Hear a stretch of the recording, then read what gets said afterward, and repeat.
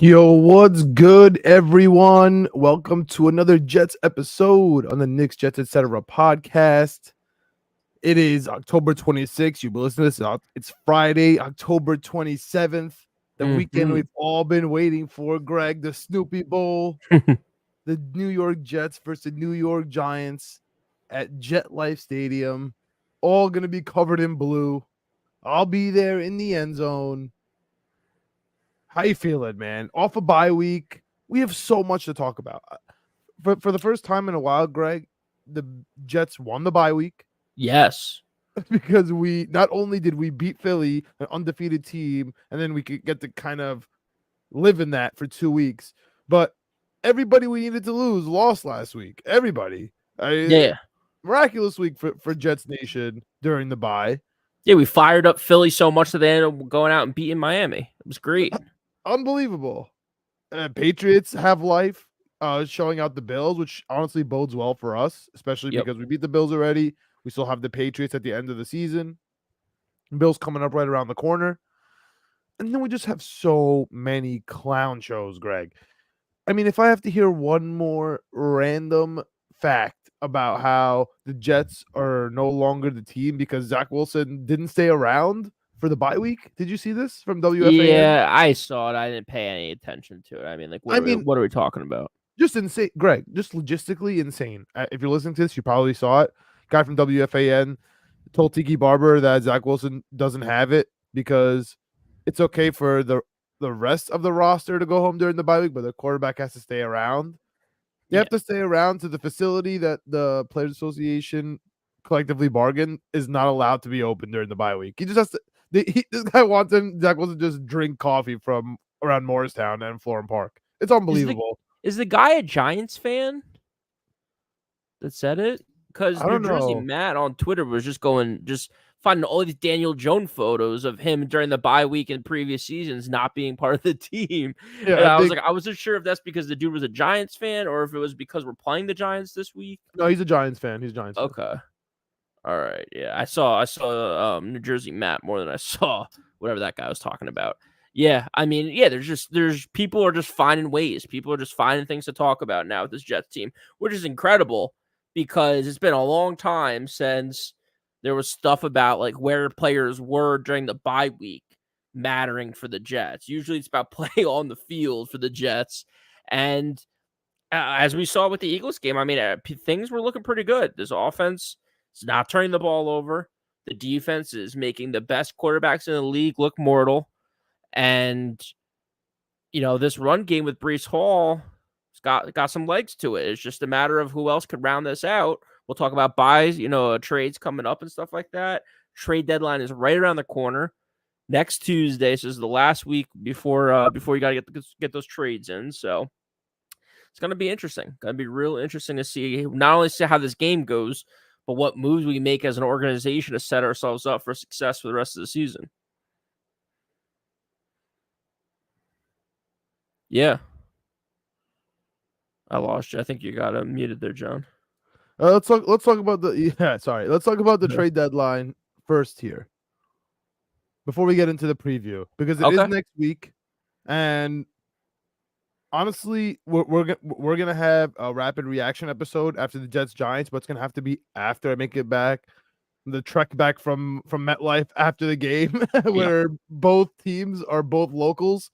It's gonna be tough getting out of that stadium. So we'll see you guys at the reaction, and then after that, the preview is gonna come right around the trade deadline. So this is one of the last times we're gonna talk to you guys about the trade deadline. It's gonna be very interesting to see how the Jets go about it. Are we gonna be buyers? Are we gonna be sellers? We know a couple of facts, right? Joe Douglas allergic to 7th round picks. Yep. We know Joe Douglas loves the late rounders. We know that the Jets cannot trade their first or second this year, even though they will have their first. and not their second, but just the way because of the Rodgers vesting in the trade, we literally cannot trade them. There's a couple of interesting names for both the Jets and from other teams, Greg. So let me just rapid fire spit these at you, see what you think. Right. Perfect. So let me just start off with our guys. We got Carl Lawson and we got Dalvin Cook. Do you see those guys staying? Do you see those guys going? And honestly, do you see anything of value even coming back for these guys? That's my thing is like I see them going because they're not doing anything for our team, but I don't know what we're getting back for them. 5th, maybe 6th round picks. Like a 5th would be sick. Okay, listen, if someone's calling for a 5th for Dalvin, I'm really not pulling that trigger as fast as maybe everyone else may. Listen, I'm wearing my Brees jersey. Okay, yeah. I love Brees, but we haven't seen him in a full season. That's just a fact. Fact or fiction? We haven't seen Brees Hall finish a full season. So what? And we know we don't have nothing from Michael Carter. And then behind him is Izzy, and he hasn't got a snap yet. Presumably, the rumor is he's not that good at picking up the blocking yet, which we can't really afford at this very moment, especially with Tittman being out, which we'll get to in the injury report. I think I would keep Dalvin Cook. Okay. It's a 1-year deal. 5th round is really enticing. 6th round, I'm saying no. No, I don't want it. It's not worth it. 7th, don't even call me. 5th is really tough for me. It'd be hard for me to sleep every night thinking I have a 5th for Dalvin, and he's not going to be here next year, and he's frustrated. What do we do? And hopefully he doesn't play. Like, that's the tough part. Best case scenario, Dalvin Cook does not play. And even though you didn't trade him, you didn't use him. Like, Brees is healthy and he's getting 25 touches a game, and we're all set. So I'm with you. And Michael Carter showed up, I think, kind of unexpectedly on the injury report this week. So, that's interesting. That's interesting. No, I could see Michael Carter being traded more than Dalvin Cook, even though Dalvin Cook is obviously the popular choice here. Yeah. For Carl Lawson, you drop me a 7th, I'm taking it. Yeah. I'm sorry, Greg. Anything. You drop me a 7th. I would really like to do everyone bulks at the add a 7th, take a 6th. I love that. I love those trades. We usually win. The team giving up the player and seemingly quote unquote losing because you're giving up a player and a pick for a pick, right? 2 for 1. Usually the one usually wins it. Kind of in fantasy trades. Exactly. We don't have a 7th next year. If someone wants to give us, you said 5th. If someone wants to give us a 5th for Lawson and a 6th, I'm down. Even if it's to move up 5 spots, literally, I'm down. He's not coming. Honestly, he's a hindrance to the defensive line at this point. I'm down. It's so different between him and Cook. Cook, him not being there, could actually be a detriment.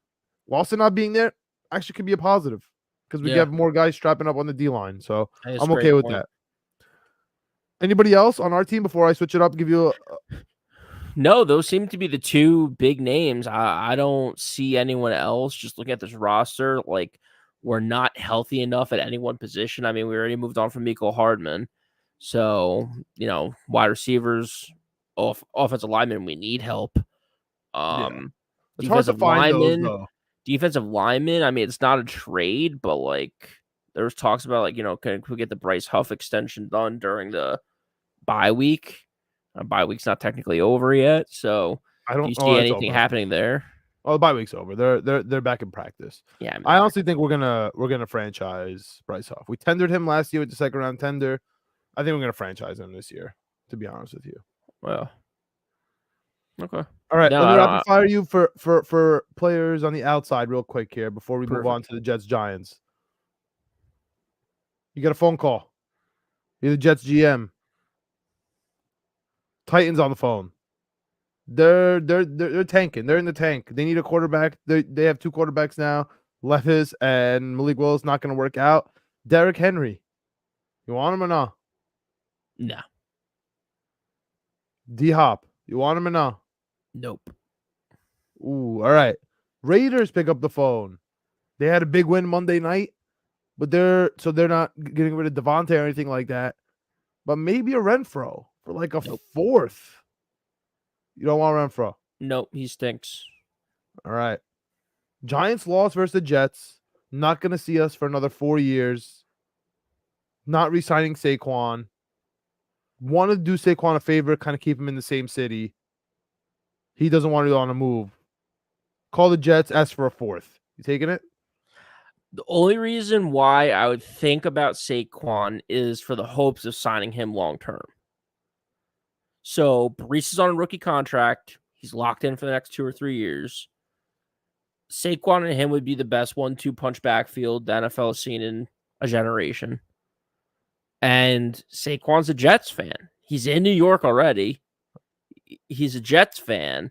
Like, if it takes a fourth or a fifth round pick to get him in the building, to see what we're about, to see Aaron Rodgers, to see this team, get to know Robert Saleh, and it's essentially like a 6 or 8 week pitch for him to be a Jet long term, something I think about. I just don't know. We've learned a lot about Joe Douglas over the years. We know he's not going to set the market. So that's out of the question. I don't know if Saquon's looking to set the market or if he's just looking to get paid a decent contract. I don't know what his stance is on running back. We've never, like, unless I'm missing something, like we paid Dalvin Cook for a 1-year deal. You know, he's willing to draft them. He's drafted a bunch of them, but when it comes to free agents, I don't know if he's a really. I know he loves a good offensive lineman. He loves to sign offensive and defensive linemen. I don't know how he feels about running back, so I would do it if I was the GM, just to get him in the building. You know, I thought you were gonna go somewhere else when you said we learned something. I feel like we learned something about trying to share carries with 2 elite running backs. It's just not gonna work. I don't think Breece Hall's going to be happy. I don't think Saquon's going to be happy in this scenario. So as much as I personally want Saquon on this team, I would honestly say no. Unless you have a conversation with Breece, unless you get rid of Cook in the same time. It's even a tough conversation because Breece is going to be like, all right, sounds good, but what are you going to do next year? You're going to pay this guy $12 million? And then in 2 years, you're going to pay me $12 million? Or are you going to tell me no because you gave Saquon 12? You know, it's a tough look. I don't know if I would do it, to be honest with you. Yeah, it's not a bad idea. I mean, Breece is definitely, God willing, in the future running back position for the next 50 years. So, yeah, I don't want to make him upset. Anybody else on your radar? That's kind of it for me. The NFL is usually pretty barren in the trade market. Yeah, no, I mean, offensive linemen, if they're available, I would pick up the phone. I would call. But I would, Joe Douglas is never too crazy about overreaching. So, if someone's available for a fourth or a fifth, the problem is a lot of these bad teams have won over the last couple of weeks. So, like, are the Vikings tanking anymore? Or if they win and the Lions lose, they're 1 game out. So, the Bears, same thing. They win all of a sudden with Badgett. So, these bottom of the barrel teams 2 weeks ago or a week ago, all of a sudden you start racking up these wins. Maybe they're not traders. Maybe there isn't a lot of sellers. Maybe it's just the Panthers and that's it. And if that's the case, you're not really picking up too many people on their squad. So, yeah, it might be a slow trading day next week. I would love it if we could sell a couple pieces, though. Like you said, just get those 5th and 6th round picks ready for Joe Douglas to I would love to enter the draft with. Just stack them. Yep. That would be great. All right, Greg. Jets Giants. It's October 29th. It's beautiful outside. Perfect fall weather. I'm in the parking lot from 9 a.m. Fireworks go. Oh, actually, oh my goodness. It's a Giants game. I don't know what happens. I was gonna say fireworks go off at 12 to tell the Jets fans to go in the stadium. I don't know what goes on in a Giants game. Greg. Never been to a Giants game? Never been to a Giants game in my life. Wow. I just realized that. I've never been to a New York Giants football game. It's gonna be interesting. Yeah. If you listen to the Knicks episode with Richie and New York Knicks media, you heard me talking about my time yesterday at the Garden, fighting a lot of Celtics fans. I'm ready. I'm ready to go, Giants fans. Come see me. I'm in the end zone. I'm in the front. Like, I'm the bald guy. Let's go. I'm in my Mangold jersey. Not hiding. Let's go.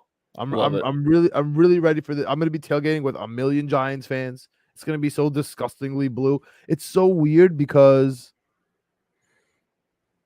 the Jets season ticket holders aren't gonna be there. Like, I just realized that. Like, I was texting Hoodie Johnson, right? Shout out to Lee Valentine. I was like, yo, you gonna be at this game? And like Richie, like they're like, dude, it's a Giants game.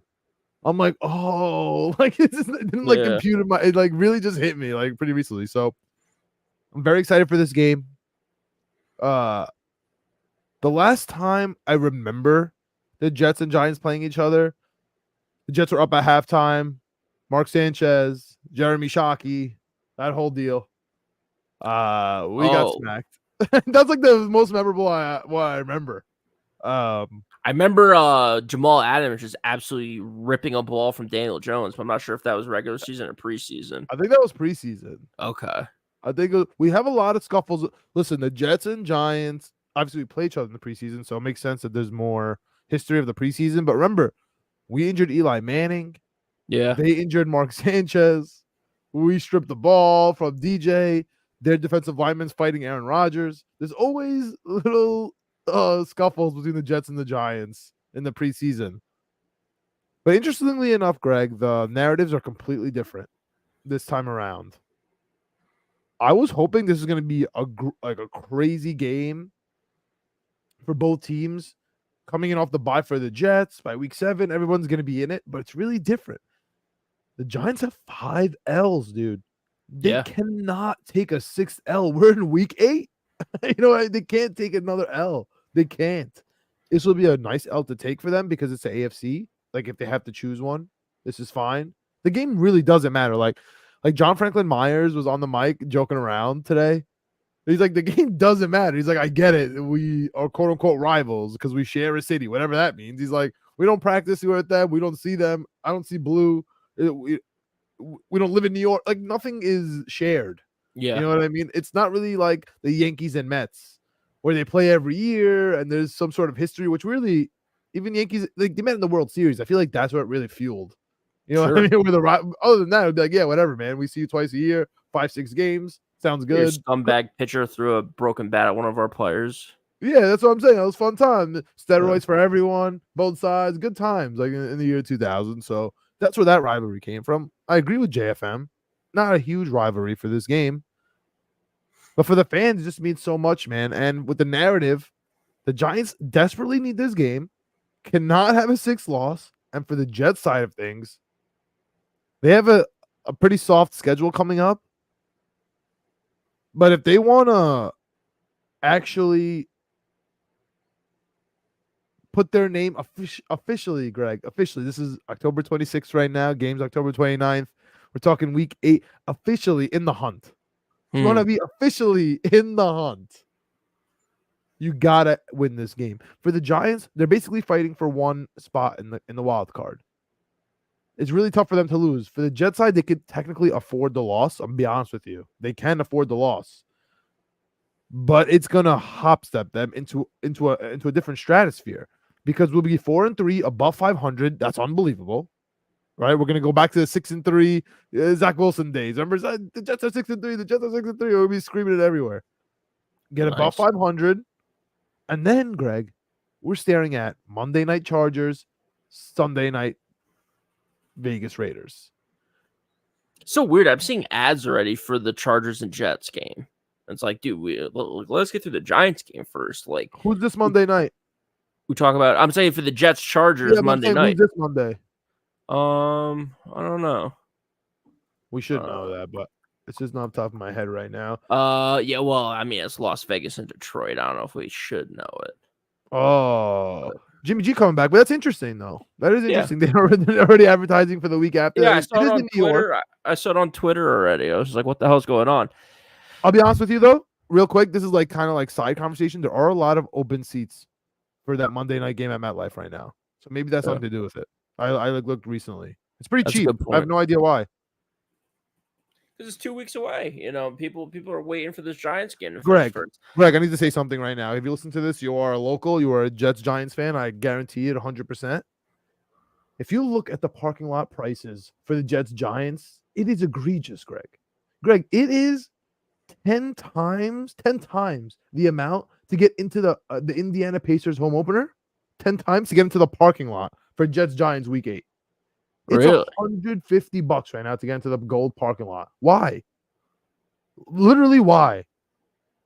It was $9 to get into the Indiana Pacers game. Yeah, it's crazy. I sold 2 Knicks preseason games for a total of $200.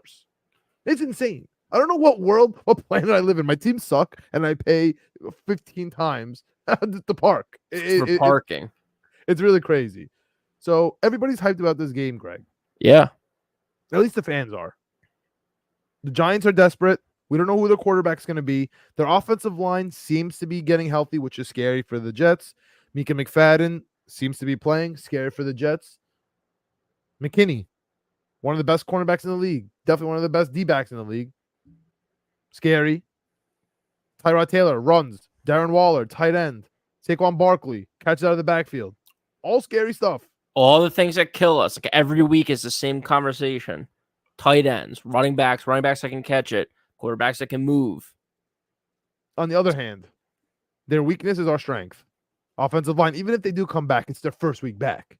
Like, how healthy can they possibly be? It's not like they had a bye week and they took 2 weeks off, right? Like, they really should not be healthy. Just let's be real. So we're hoping to pressure them.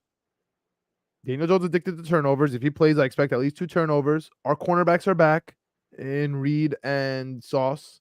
Yeah, full participants, but have yet to clear the protocol. They'll clear it. Yep. What do you think about this game, man? Dude, I think if you want the quick answer, the dirty answer, I think it's going to come down to 2 things. One thing on the defense you mentioned, getting after the quarterback, pressuring the quarterback. And then on the offense side of the ball, looking at it, team ranking wise, the Giants have a pretty good pass defense. We talked about it on the preview for winning picks weekly in the NFL. That linebacker for the Giants, we like. They got a secondary guy that's playing good, young guys playing good. They have a sneaky, pretty good pass defense. They're like bottom 3 teams in the NFL in rush defense, I believe. They're letting up a lot of rushing yards. We have to be able to run the ball. Breece Hall needs to be able to run the ball. Like, he needs to, 150 in a touchdown type game to keep the chains moving. Bro. It really is tough versus McFadden. Yeah, just take some pressure off Zach Wilson. And then, as always, I don't know if it's a key to the game anymore or if we can talk about it or whatever it is, but just not turning the ball over. Zach Wilson's been doing good with it. He needs to continue with it. He doesn't need to light up the league right now. We are the lowest passing team in the NFL from a yards perspective. That's fine. We're like you said, we're 3-3. We have a chance here to rattle off 3 wins in a row, get back to 6-3 like last year.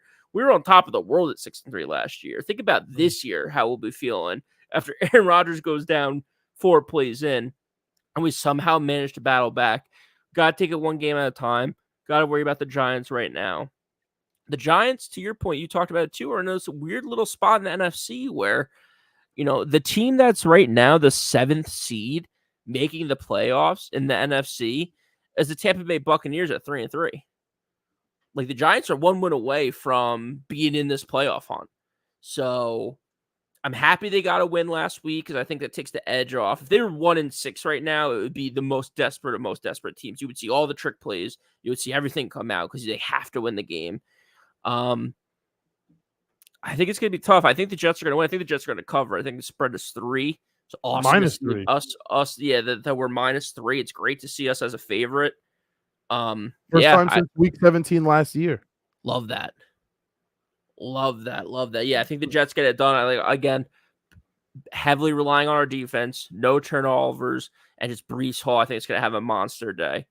Get him in your starting lineups, get the prop bets going, get him cooking because this Giants rush defense just hasn't been very good all season. Yeah, I mean, let's stick to the defensive side of the ball for the Giants here. We got 2 revenge games, both on different trajectories.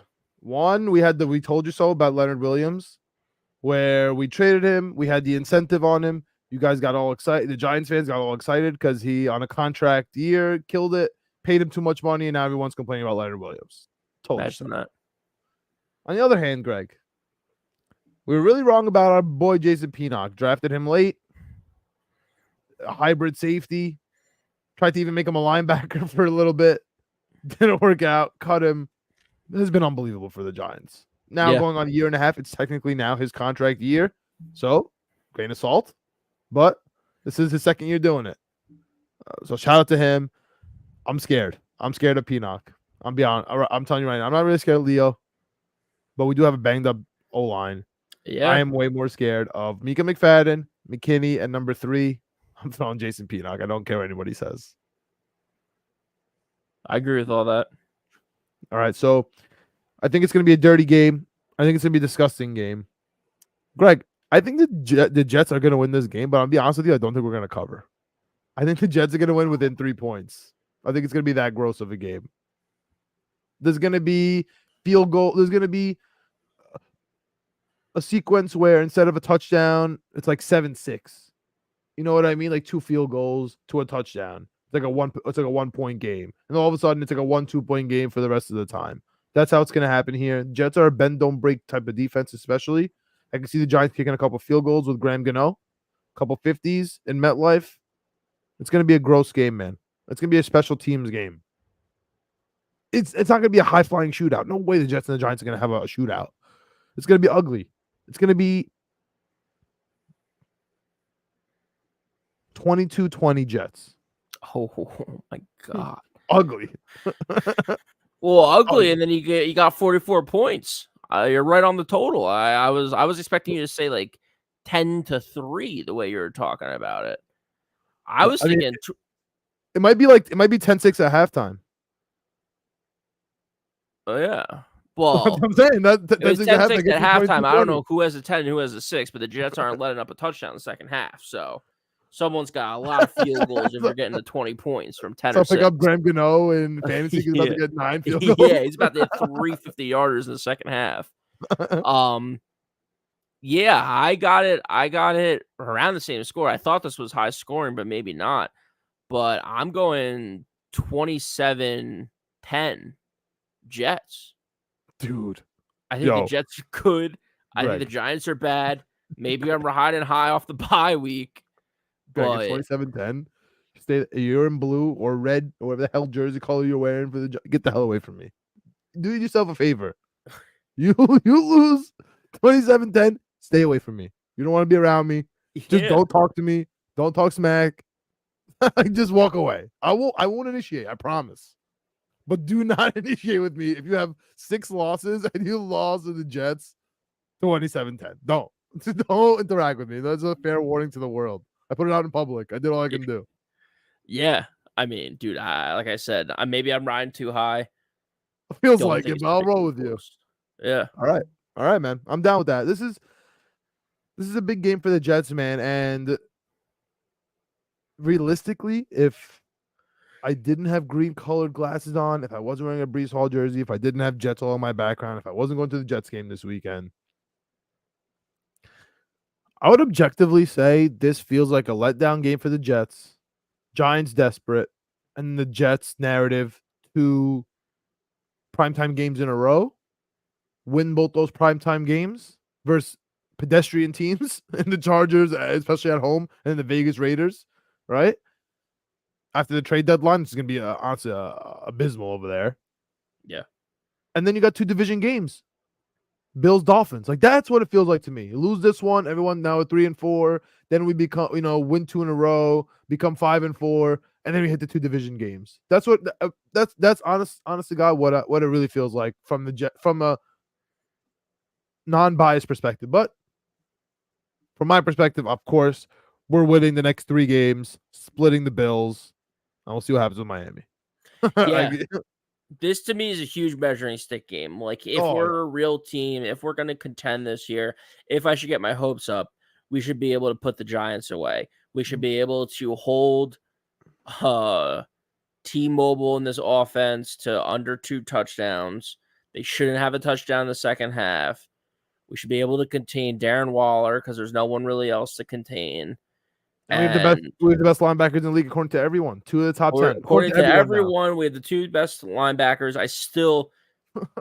I'm a Jets fan, so I'm not doing it, but I really want to put together a highlight clip, a low light clip of CJ Mosley the last 2 weeks and just be like, is this the guy that's getting a 94 rating from PFF? Just letting people walk past him, letting people into the end zone. Like, but whatever, that's for another day. Right now, it's all positive vibes.